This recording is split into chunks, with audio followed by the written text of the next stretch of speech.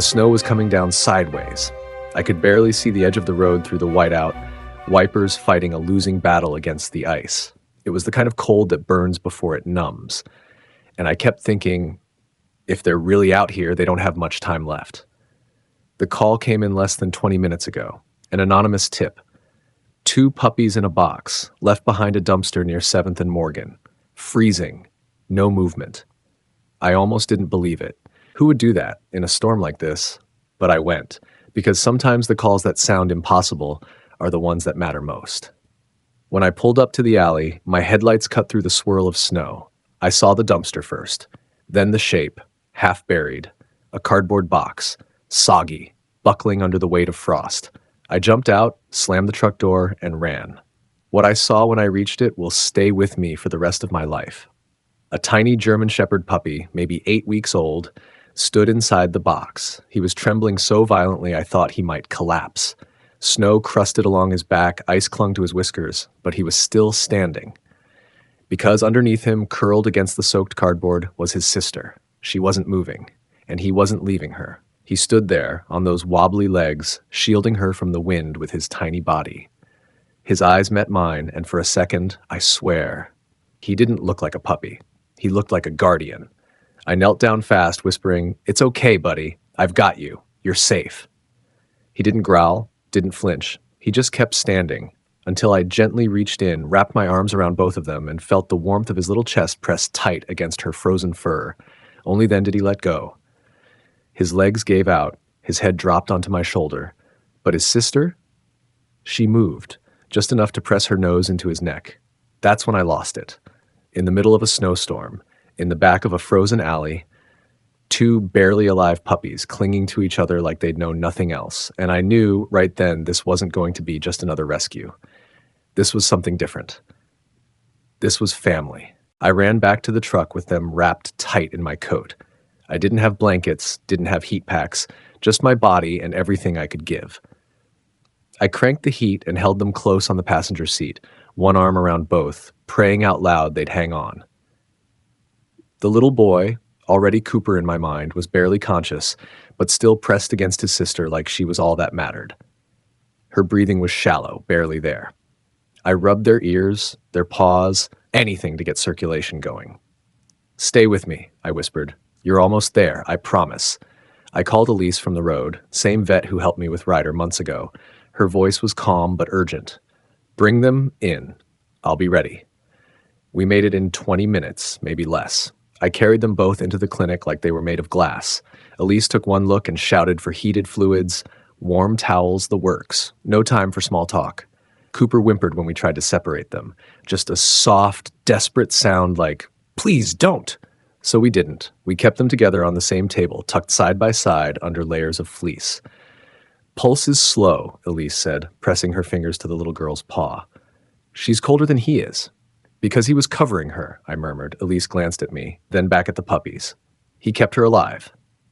We worked for hours, warming, hydrating, monitoring. Cooper started responding first.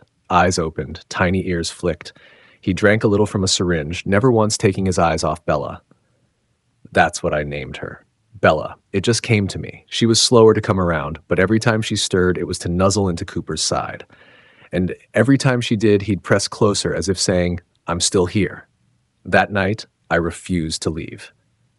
Elise set me up with a cot beside their pen, but I didn't sleep. I watched, listened. Every tiny breath felt like a miracle. Around 3 a.m., Bella opened both eyes. Cooper was already awake, watching her, and for the first time, they both wagged their tails, just a little. But at the same time, I whispered, "You two, you're something else." And I knew deep down, whatever they'd been through, they'd made it out together, and now they'd heal the same way. Over the next few days, the clinic became their world, and mine.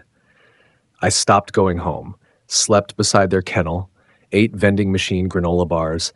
Elise checked on me twice a day and finally gave up telling me to rest. "You're not going anywhere, are you?" she asked on day 3. I shook my head. They're not leaving me, so I'm not leaving them. Cooper was the first to stand on his own, still a little shaky but determined. He'd take 2 steps, then turn around and check on Bella, every single time. And when she tried to mimic him, legs wobbling, nose to the floor, He stayed close, never more than a breath away. Bella took longer to find her strength. The cold had nearly shut her down, but every time she faltered, Cooper would nuzzle her neck, lick her ear, or lay beside her until she slept. The bond between them wasn't just close. It was sacred. Even Elise noticed. "I've seen bonded pairs," she said one morning, sipping her coffee. "But this is something else." They ate curled around each other, slept with their noses tucked under the same paw. When I picked one up, the other would cry until they were back together. It wasn't panic. It was devotion. And I'd never seen anything like it.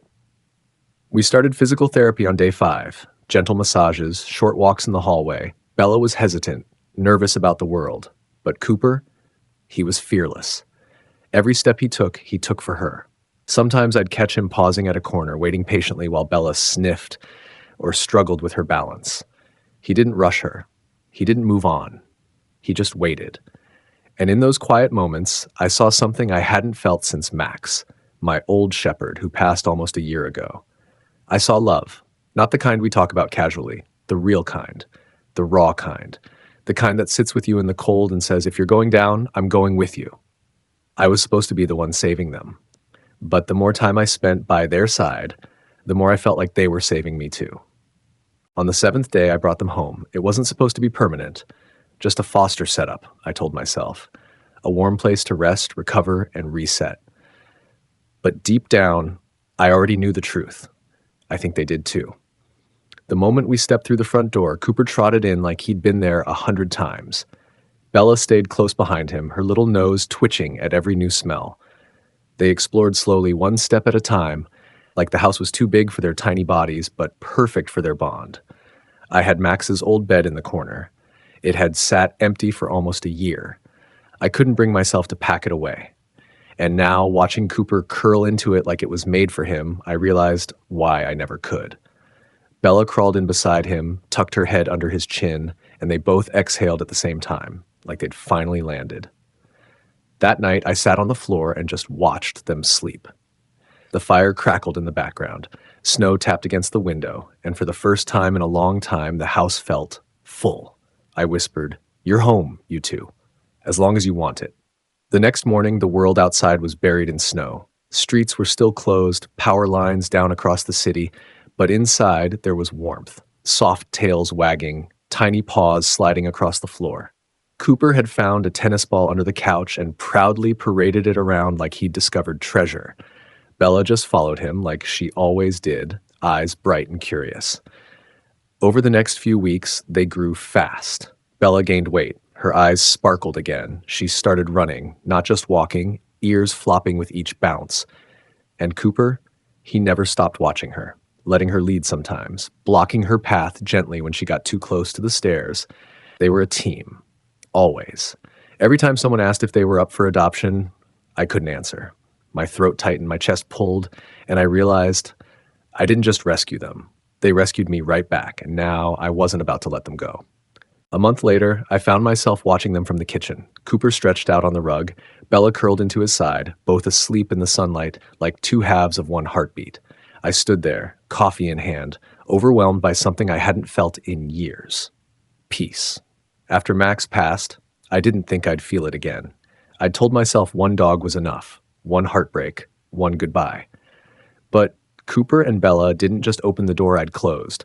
They ran through it, tails wagging, hearts wide open. They taught me how to love again. One afternoon, Elise stopped by with a bag of treats and a grin. "They look good," she said, kneeling to greet them. "Stronger, confident, happy." "They're everything," I said. She looked up. "You ever think about doing more with them? Therapy work, maybe?" I blinked. "You mean like hospitals and shelters?" She nodded. "They've got the temperament, especially together. I've never seen a sibling pair like this. They don't just heal each other, they bring calm to everyone around them." It stuck with me. Later that week, I took them on a visit to a friend's community center.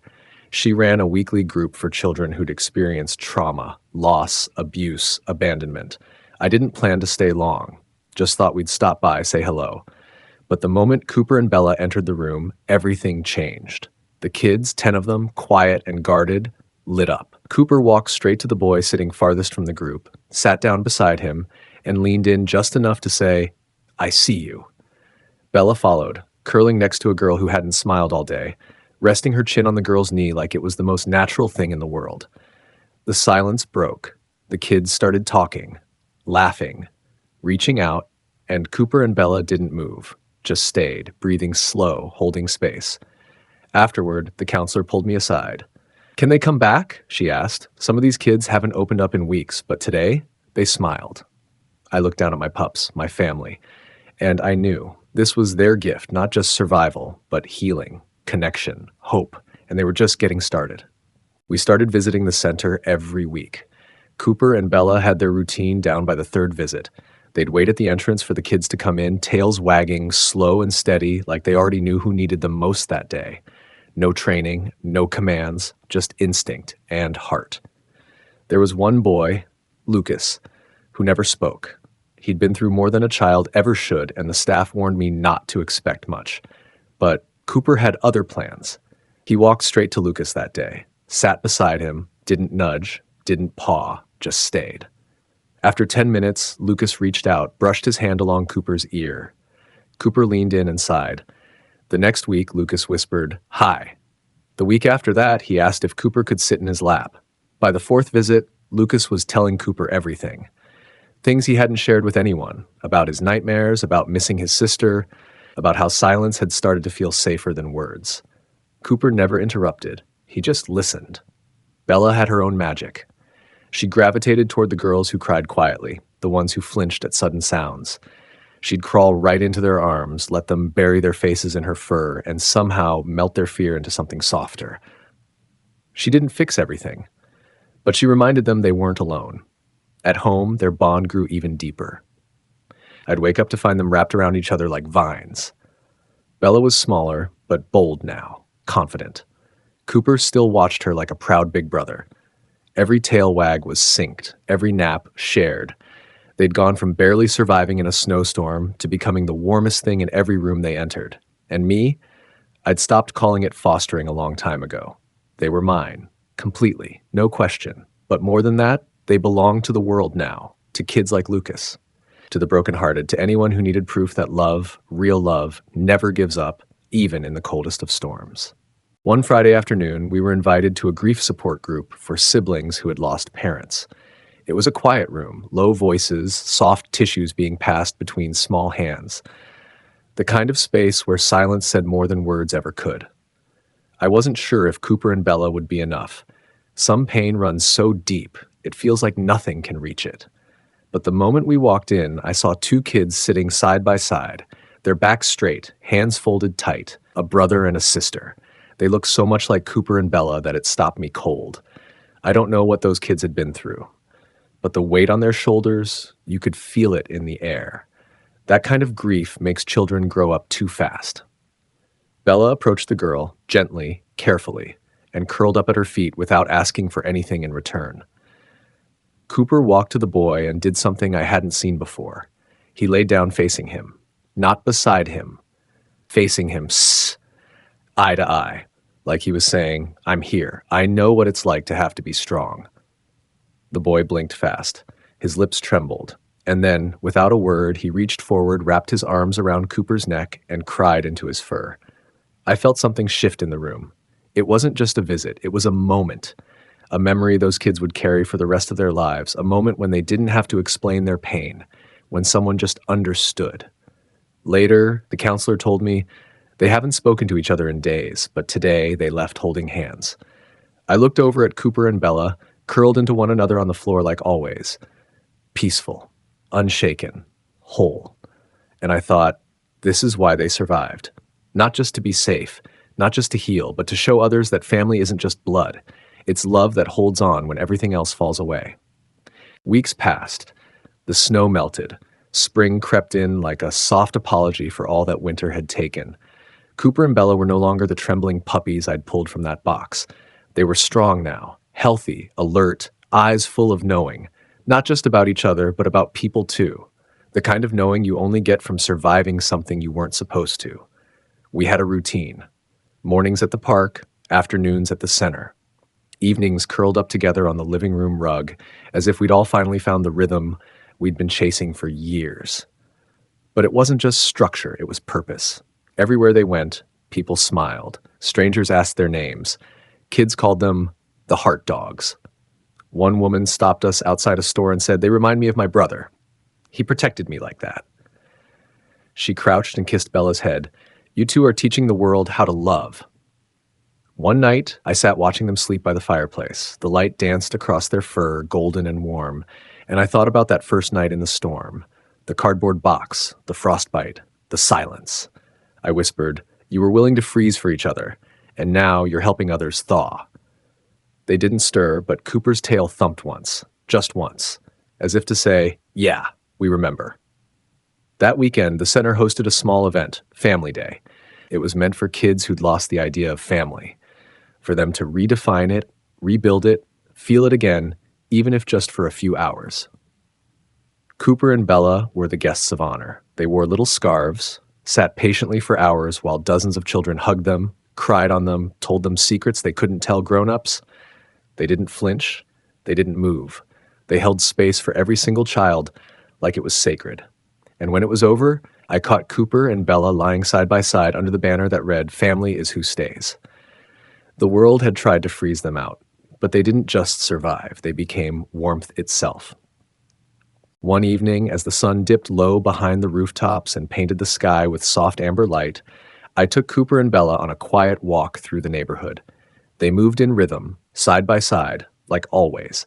Their bodies had grown, but that bond between them, it was untouched, untouchable.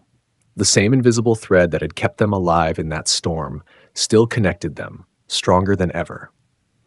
We passed a little girl sitting alone on her porch. She had bandages on her knees and a sadness in her eyes too old for her age. Cooper slowed first, looked at her, waited. Bella followed, quiet and certain. I stopped at the sidewalk and watched. The girl didn't move, just stared at them. Then Cooper stepped forward, Bella close behind. No wagging, no barking, just presence, that calm, steady heartbeat they carried into every room. Cooper reached her first, sat, tilted his head like he was asking, "You okay?" The girl's lip quivered. She whispered, "You came back." And then I saw it. The crayon drawing in her hand, two dogs, one standing over the other, a box drawn in the corner, a snowy sky. She'd seen their photo, maybe online, maybe at the center. She knew who they were. She reached out, touched Cooper's head with her fingers so gently it made my chest ache. Then Bella moved in and laid her head on the girl's knee. The girl started crying, not loud, just tears falling as if she'd been holding them in for days. I walked over slowly, crouched beside her, and asked, "Do you want to sit with them a while?" She nodded, so I sat too. We stayed there until the sun disappeared. The streetlights flickered on, and the night wrapped itself around us like a quiet prayer. Sometimes we think the world needs fixing. But that night, watching two once-abandoned puppies give comfort to a child without saying a single word, I realized something far more powerful. Sometimes the world just needs more hearts like theirs, soft, steady, unbreakable. On the 1-year anniversary of the night I found them, I drove back to the alley. It was warmer now, the snow long gone, replaced by soft wind and scattered leaves. But I remembered every detail, the tilt of the dumpster, the slush pooling in the corners, the sound of my own heartbeat when I opened that box. This time, Cooper and Bella were with me. Bigger, brighter, still inseparable. I parked the truck and let them out gently. They sniffed the air like it carried some old, buried memory. Cooper walked to the exact spot and sat down, ears high, eyes calm. Bella followed and pressed against his side, just like she had that night. They remembered. Of course they did. I sat on the curb beside them, elbows on my knees, and let the silence settle in. "I almost lost you both here," I whispered. "But you didn't give up. You stayed together. And because of that, everything changed." They didn't move, just watched me with those knowing eyes. I thought I was rescuing you, but really, you were rescuing me. I pulled a small tag from my pocket, a replica of Max's old name tag. I'd kept it all this time, tucked away in a drawer. But today I held it out in my palm. I didn't get to say goodbye to him, not the way I wanted, but I think maybe you two brought him back to me, in a different way. I buried the tag gently in the earth beside the alley wall, pressed it down with my fingers, and whispered, "Thank you." Cooper leaned in and rested his chin on my knee. Bella curled against my side. We stayed like that until the streetlights buzzed on above us. Then we stood up, walked to the truck, and drove home, not as three souls who found each other by accident, but as a family. A family built not by blood or design, but by something stronger, by love that refused to quit, by loyalty that weathered the cold, by two little hearts that once beat beneath a frozen sky and now beat strong enough to warm the world. Cooper and Bella weren't just rescued, they became rescuers, not with capes or commands or certificates, but with quiet courage, with the way they looked at you like they saw you, with the way they stayed right there beside your broken pieces until you remembered how to feel whole again. They taught me that love isn't loud, it's patient, it's consistent. It's two puppies surviving a storm by holding on to each other and choosing again and again not just to survive, but to give warmth back to a world that once turned cold. They showed me that family isn't always who you expect. Sometimes it's found in a cardboard box, sometimes in a trembling body refusing to give up, sometimes in a paw placed gently on your knee when you need it most. If their story touched you, please share it. There are more Coopers and Bellas out there, waiting in the cold, hoping someone will show up in time. Be that someone. Join our Brave Paws family. Like, comment, share. Together we can change the world, one paw at a time.